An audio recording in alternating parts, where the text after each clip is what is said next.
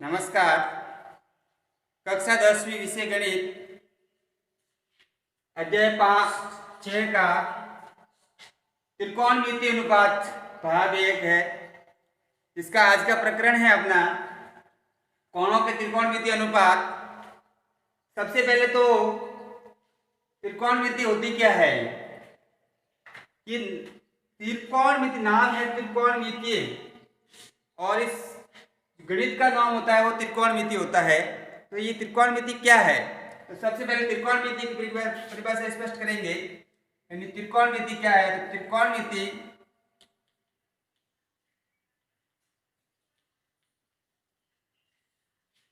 नाम से स्पष्ट है। त्रि यानी तीन, कोण यानी कोण, मिति यानी मापना। यानी ऐसी गणित जिसमें तीन कोणों संबंधित अध्ययन किया जाता है। तीन कोण कब बनेंगे? जब कोई तीन भुजाएं होगी। यानी गणित की वह शाखा, गणित की वह शाखा जिसमें तीन कोणों या तीन भुजाओं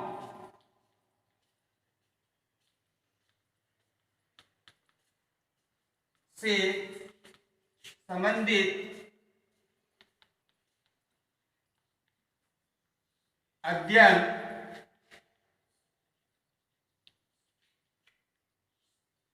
किया जाता है त्रिकोणमिति कहलाती है। यानी गणित की वह शाखा जिसमें तीन कोण एवं तीन भुजाएं हैं। तीन कोण जब बनेगी, जब तीन भुजाएं बनेगी, तो गणित की उस शाखा को अपन त्रिकोणमिति कहेंगे। और इसके अंदर तीन भुजाओं में से दो भुजाओं के अनुपात, दो भुजाओं के अनुपात को त्रिकोणमितीय अनुपात कहते हैं। अनुपात है जो अपन गणित की भाषा में इस प्रकार का ये चिन्ह है, इसको कहते हैं थीटा। गणित की भाषा में इसको थीटा कहेंगे। यानी किसी दो भुजाओं के अनुपात को ही थीटा कहते हैं। बात तीन कोणों की और तीन भुजाओं की आकृति सीधा सा है। तीन कोण और तीन भुजाएं, यानी तीन भुजाओं से घिरी बंद आकृति को त्रिभुज कहते हैं। और भुजाओं के आधार पर त्रिभुज तीन प्रकार के होते हैं: समबाहु त्रिभुज, विषमबाहु त्रिभुज, समद्विबाहु त्रिभुज। इसी प्रकार कोणों के आधार पर भी त्रिभुज तीन प्रकार के होते हैं: न्यून कोण त्रिभुज,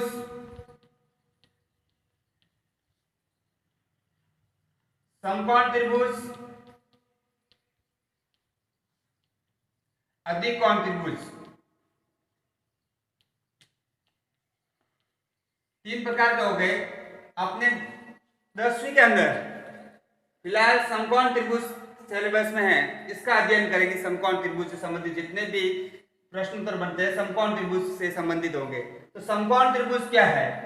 तो समकोण त्रिभुज की परिभाषा: ऐसा त्रिभुज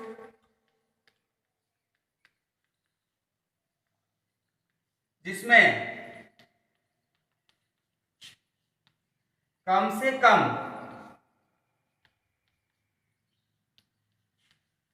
एक कोण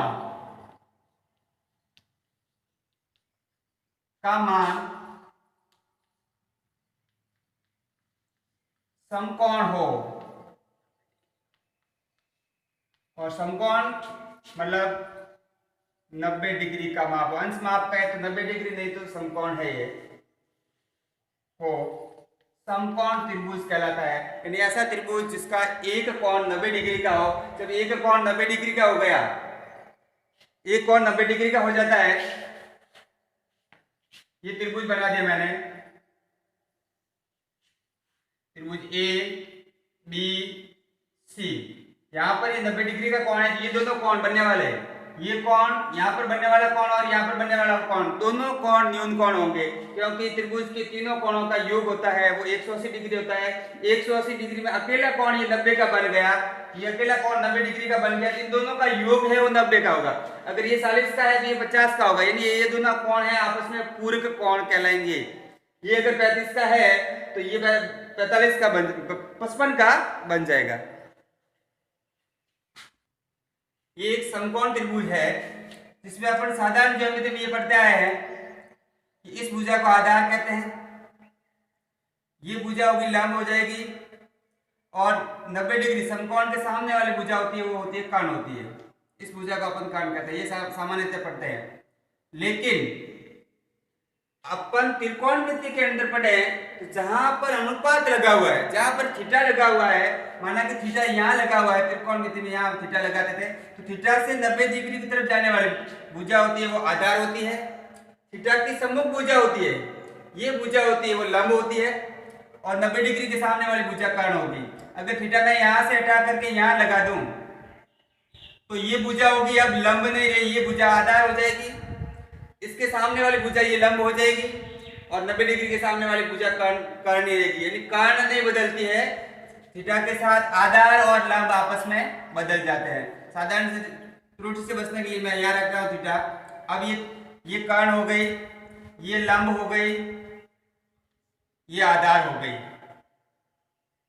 तीनों भुजा हो गई। शॉर्ट में मैं इसका नाम दे देता हूँ ए, इसका दे देता हूँ एल, इसका दे देता हूँ के। अब अपन जो त्रिकोणमिति होती है इसमें मुख्य रूप से तीन अनुपात होते हैं। पहला होता है साइन अनुपात को अपन से sin के रूप में थीटा लिखेंगे। दूसरा होता है वो tan होता है, ये हमेशा स्मॉल लेटर में लिखना चाहिए। और तीसरा होता है वो sec होता है। तीन मुख्य अनुपात होते हैं, लेकिन इन तीनों मुख्य अनुपातों के पूरक अनुपात भी होते हैं। जैसे इसके आगे CO, इसका पूरक होगा तो कॉम्प्लीमेंट्री जोड़ देंगे CO, फिर इसका पहला लेटर है S, बन जाएगा cos थीटा, इसको अपन दूसरा दे देंगे नाम साधारण देखे तो। ये tan है, tan के आगे CO जोड़ दे तो कोटैन बनता है, लेकिन केवल लिखते हैं कोट, T जोड़ देते हैं और पीछे अनुपात लगा देते हैं थीटा, यानी इसको तीसरा मान लेते हैं और इसको चौथा मान लेते हैं। सीक्वेंस यही रखनी है।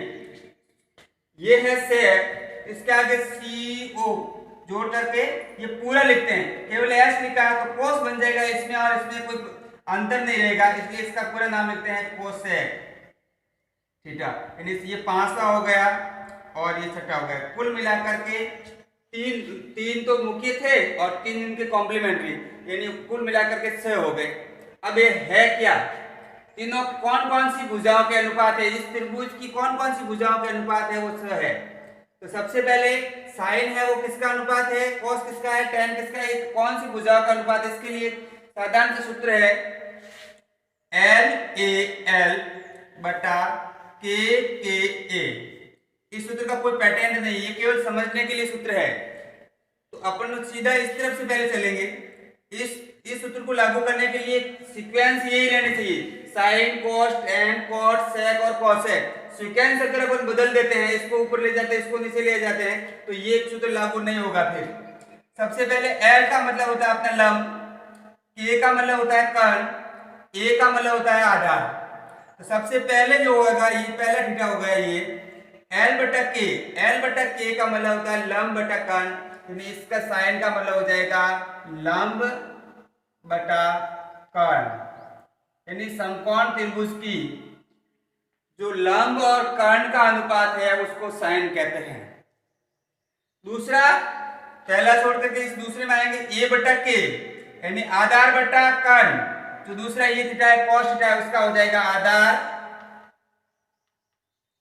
बटा कर्ण हो जाएगा ये। तीसरा है tan थीटा, तो पहला छोड़ दिया आपने, दूसरा छोड़ दिया। तीसरा है लंब बटा आधार, लंब बटा आधार tan हो जाएगा, यानी हो जाएगा लंब बटा आधार, वो हो जाएगा tan थीटा हो जाएगा। अब ये तीनों पूरे हो गए एक बार। तो जब तीनों पूरे हो जाते हैं तो इधर से मुड़ना है अपन को और इसकी विपरीत लेना है, यानी अंश को हर मानना है, हर को अंश मानना। अब ये अंश ये रहेगा, हर ये रहेगा, यानी अपन कोट थीटा का मान रखे हैं तो ये हो जाएगा आधार बट्टा लंब, इसका मान हो जाएगा आधार बटा लंब।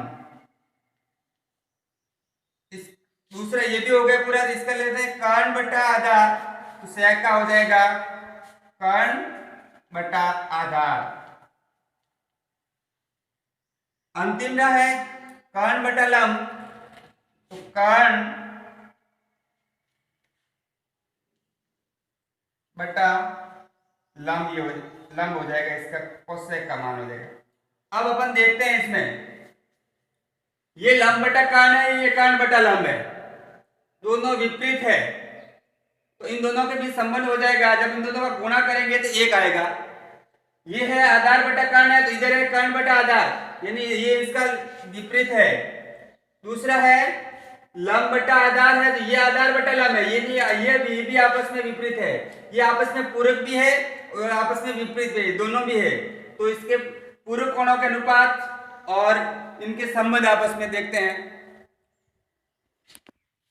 इस प्रकार इन अनुपातों में संबंध देखे, तो साइन का विलोम अपन देख रहे थे, कोसेक था, तो साइन थीटा को लिख सकते हैं 1 बटा कोसेक थीटा। इसी प्रकार कॉस को लिख सकते हैं 1 बटा सेक थीटा, टैन को लिख सकते हैं 1 बटा कॉट थीटा, यानी इधर से नीचे से ऊपर की ओर चलना है। फिर टैन के लिए लिख सकते हैं, कोट को लिख सकते हैं 1 बटा टैन, फिर सेक को लिख सकते हैं 1 बटा कॉस, फिर कोसेक को लिख सकते हैं 1 बटा साइन। जब इन दोनों का गुणा करें, साइन और कोसेक का गुणा करेंगे, तो इधर साइन का गुणा कोसेक से होगा, इधर गुणा में आ जाएगा, भाग इसके गुणा में आ जाएगा, इधर रह जाएगा 1, इन दोनों का गुणा है वो 1 हो जाएगा। इसी प्रकार कोस और सेक का गुणा है वो 1 हो जाएगा। इसी प्रकार टैन और कोट का गुणा है वो भी 1 हो जाएगा, कोट और टैन का गुणा है वो भी 1 हो जाएगा, और सेक और कॉस का गुणा है वो भी 1 हो जाएगा, और कोसेक और साइन का गुणा है वो भी 1 हो जाएगा। ये आपस में अनुपात हो गए। आज के अभ्यास प्रश्न है, त्रिकोणमितीय अनुपात के संबंधों को लिखिए। जो अपने 6 कोणों के अनुपात के संबंध है उन सभी को अभ्यास पुस्तिका में लिखना है। धन्यवाद।